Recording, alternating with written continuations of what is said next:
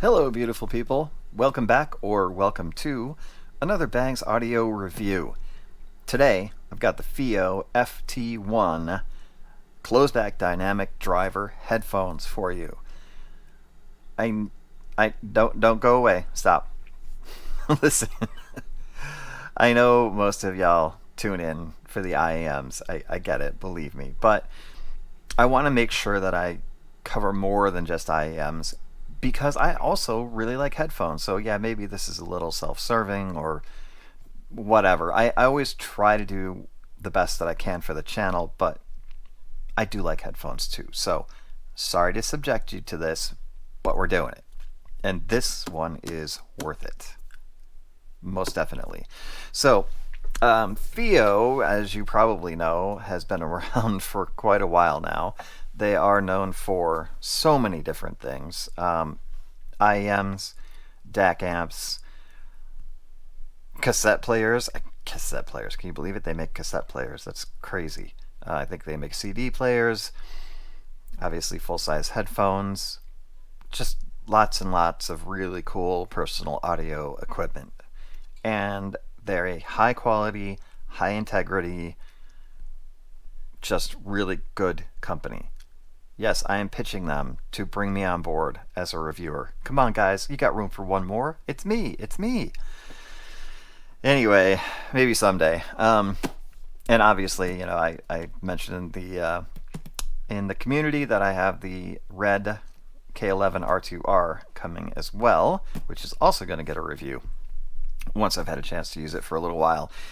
These guys I've been using for 3 days now, and with a combination of pink noise, about 25 hours worth of pink noise, kind of the overnight hours, and then music, adding probably a solid additional 8 to 10.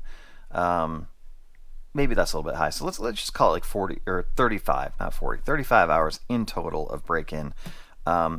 And I don't think they needed any of it. If you twisted my arm, I could probably say they may have changed a little bit for the better. But right out of the box, they're a very deep sounding set. They have a pretty massive amount of soundstage for closed back in particular, but just in general, the soundstage is quite immersive. The bass is fabulous, and mids and treble, like, just really, really nice presentation overall. It is a 60 millimeter dynamic driver, 60, so it's not small. You're getting the full frequency range with this set. I would say all the way down to the lowest of the sub bass, which I'll get into when we talk about sonic compressions. That was about the only thing that they lacked, was a lot of sub bass rumble, but again, that's kind of for a lot of like referencey or audiophile tuned headphones. That's usual. That's a typical thing. They don't have a ton of sub bass because they don't want it to rumble over and mask everything else. So it is an audiophile tuning on this for sure. But let's do a quick unbox and specs and a little bit of the technical details, just so you guys have an idea of what went into the production of this.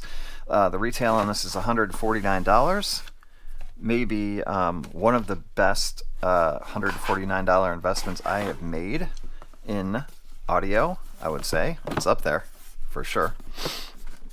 And for those of you who have always sort of toyed with the idea of getting into full-size headphones, even though your main listening is through IEMs, this, along with the Meze 99 Classics, those two sets would be my recommendation for breaking into the over-ear arena, just so you know. Inside the box, we've got a really nice case, strikingly sort of similar in design to your Focal cases, at least for what I have, the Elysia. Nice and firm, protective, nice zipper. Inside here you have two cables, one that terminates in a 4.4, the other one terminates in a 3.5, and also gives you the 3.5 to 6.35 inch adapter. So as far as cables go, very thoughtful. The cables are very nice. They're definitely like on the nicer end of things. I think they're not tangly. They've got a nice nylon feel to the outside of them. They're silver plated copper. They're high quality. I did half of my testing with the included 4.4 and the other half of my testing with the Triple Win Grand Via. And other than the fact that this is a little bit longer and a little bit thicker and maybe slightly more comfortable because it's more of a cloth, there was no difference sonically that I could pick up between the two cables. So no need to cable swap if you don't want to. Unlike I like to make this distinction for people so they don't buy the wrong upgrade cable. Unlike things like the Hi-Fi Man Sundara closed back and the aforementioned Meze 99 Classics, this is a TRS connection here. Okay, so two rings, not one. With those other two headphones, it's mono and mono. This is TRS, so just make sure that if you're going to, and I know I'm showing you the Grand Via, but the stock cable is the same. If you're going to cable upgrade, that you get that version and not the mono version. So anyway, let's move this out of the way. The box is very nice. The sleeve is really pretty. And just a nice presentation, nothing over the top, but certainly nice enough for 150 bucks. Set this up over here. On specifications, not a super hard set to drive, 32 ohm impedance, 98 decibel sensitivity. So yeah, it's going to take a little volume to get up and get going, or a little power behind it. I did utilize the Hibby R6 III. The Fiio K11 original. Obviously, I haven't gotten the other one yet. Did a little time on the SMSL DL200. Anything else? I don't think. Yeah, I didn't use any of my dongle DACs for it. Although I probably could have used either the Onyx Alpha 11T1 or the DTC 800 from Dunu without issue. I'm sure I could have used those because they provide like 500 milliwatts of power, 480. Did hook it up to the TA22 for a bit because of the warmer, a little bassier sort of sound signature that the Ft1 possesses. This brought that to a level that wasn't necessarily complimentary. It sounded good, believe me, it was pretty yummy, but not as clean and articulate as it was coming out of the Fiio or the Hibby. So just so you keep that in mind, I don't think you're going to need any sort of tube amplification or tube hybrid like this one for those. Speaking of those, here they are. I want to get them off that stand because the clamp force on these is just about perfect, and I don't want to F with it. Comfort-wise, and build, A+, A+. They feel like a lot more expensive than $150. You got the black walnut. They also come in a beige color, which was really tempting, but I tend to like the darker colors, so I went with this. They should be fairly unique in design because it is natural wood, so a little probably different pattern and striations on your set than mine. And these slide. There are little catches you can feel, but this is literally like you don't have to like slide into a notch. Micro adjustments, and I'll get into why that's important because it is with this set, to make it as comfortable and position it as well as possible. These stock pads are fabulous. I don't need to pad swap. I'm not going to pad swap because I don't want to mess with the sound signature really at all. And your headband is nice soft leather. Might be PU leather, but I don't care because it feels like real leather. These outside of the and including the Meze 99 Classics and the 109 Pros, top three most comfortable headphones that I've ever worn. These are good for hours and hours and hours. Certainly, you could, if you're a back sleeper, you can fall asleep with them on, and you won't have any issues. There's a little venting here up top. See that right there? I think that might add a little bit of the depth to the soundstage, although don't quote me on that. Everything here seems like it was done for a reason. There's a little bit of plastic on it, but a lot of metal, a lot of wood. Just a really kind of nice mix of materials. Keeps that weight from being too overbearing. I'll try to find the exact weight in grams or ounces for you before the end of the video, but suffice it to say that they're moderately lightish, kind of in the middle. Like they're not anywhere close to the Venus, because those are like 613 grams, but they're not quite as light as the Meze 99 Classics. Probably right around the Focal Elite. Yeah, no, they're not that heavy. Yeah. Anyway, interestingly enough, we'll do the comps on the other sets that I have and have tried. I did throw on the community top 10 headphones because, well, that's how many headphones I've tried. Actually, 11. And these have come in at a solid number 2. Kind of tied with the Meze 99 Classics and just a notch below the 109 Pro. So, yeah, they're that good. They're that freaking good.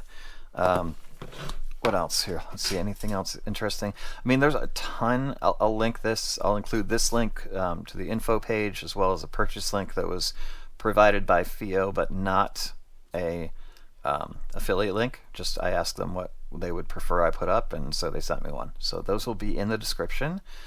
Yeah, there's the dual TRS connectors that I mentioned.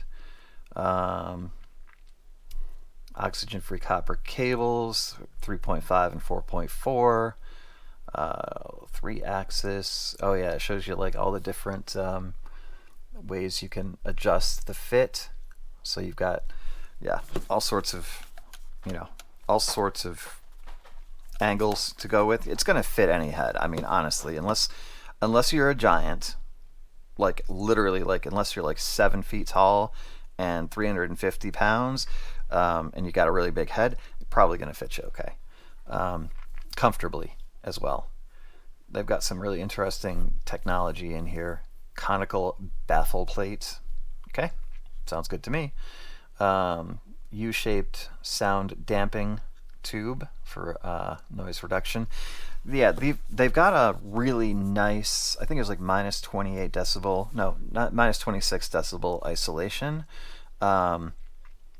Yeah, they're very isolating. Like I could definitely wear these mowing, although mowing season here is over. It's leaf raking season, which I'm not doing because the old back is being stubborn. But yes, they are definitely isolating.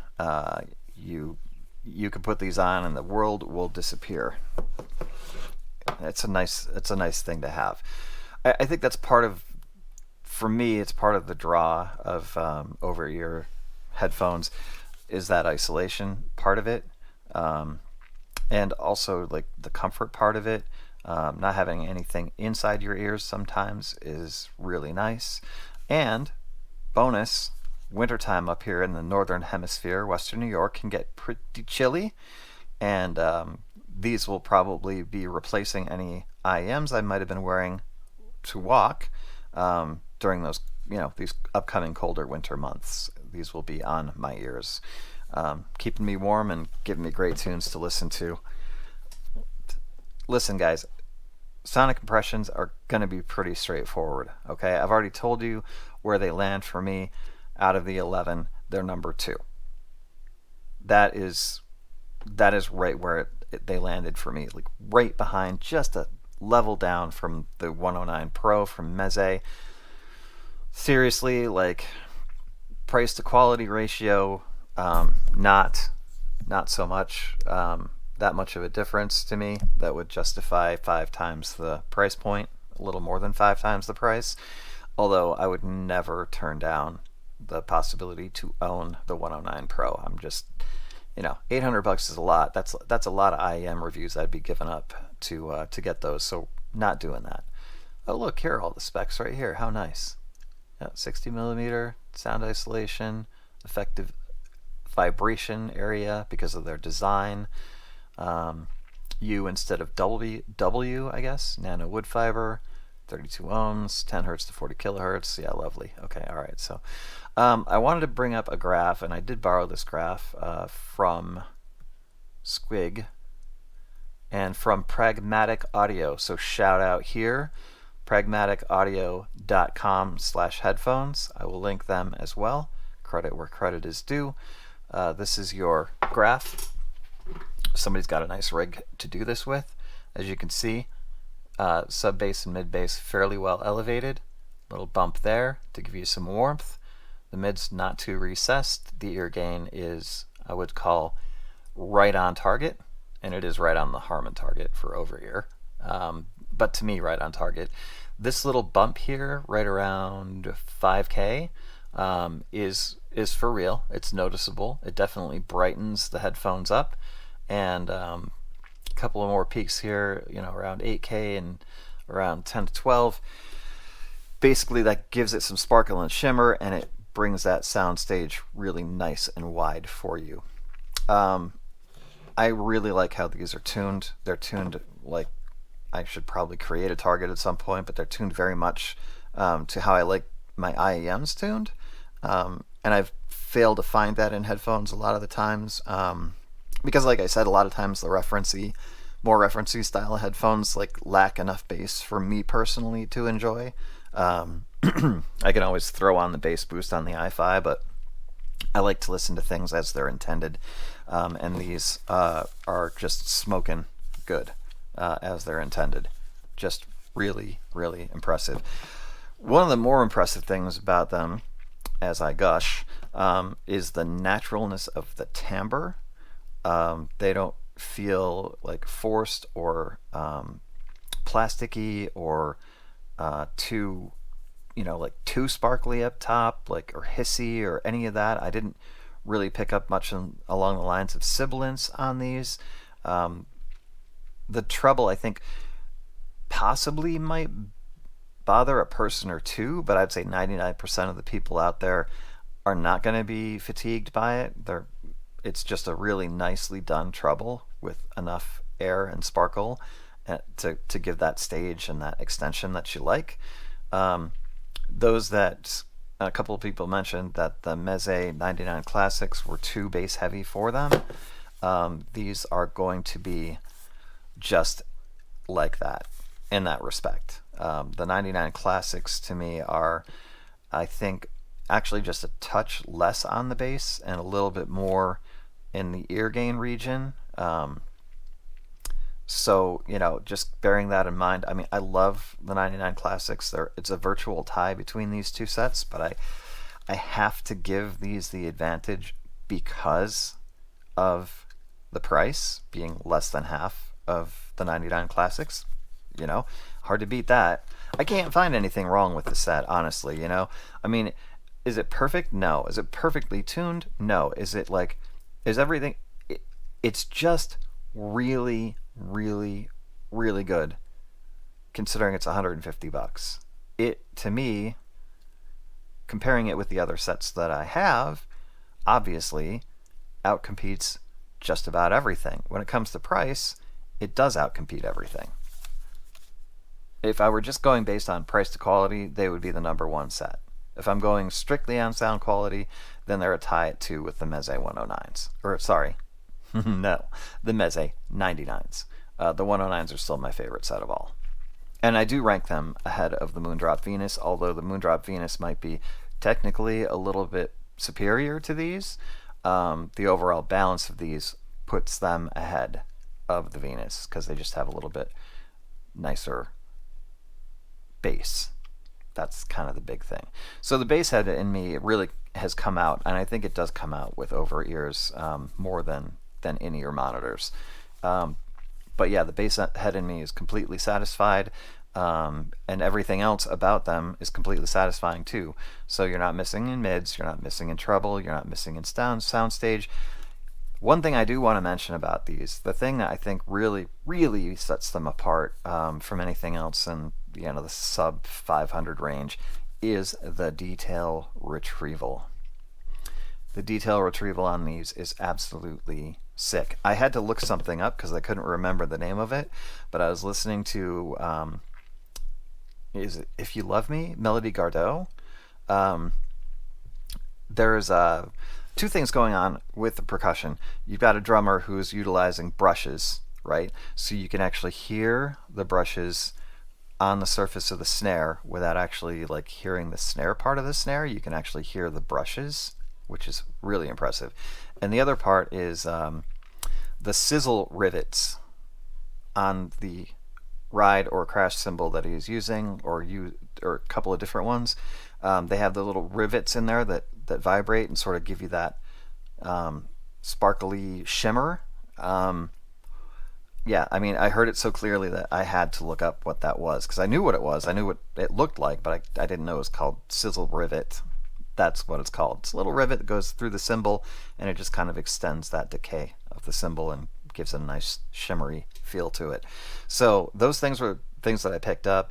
The breaths from Adele.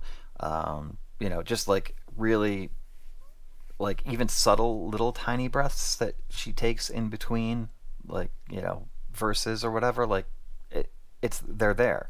So micro details on this, absolutely insane.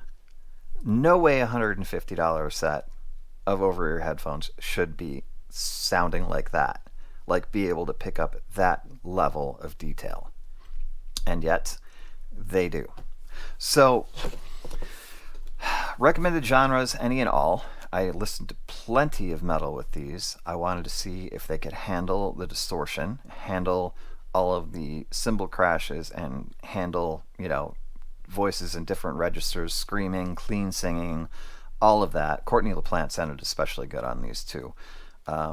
Maynard, of course, dude from Lamb of God, dude from Slayer, Tommy Araya from Slayer. I should be pulling these names out better than I am right now, but let's suffice it to say that if you are into vocals, you're going to like this set too, because the vocals are presented male and female, low, mid, and high register in such a way that they're just wonderful and natural. So, yeah, the only knocks I can give might be too much bass for some, but the bass is punchy and clean. It kicks. It doesn't bleed. And potentially in that 5K range, if you're a little sensitive in 4 to 5K, these might be a little bit fatiguing for you.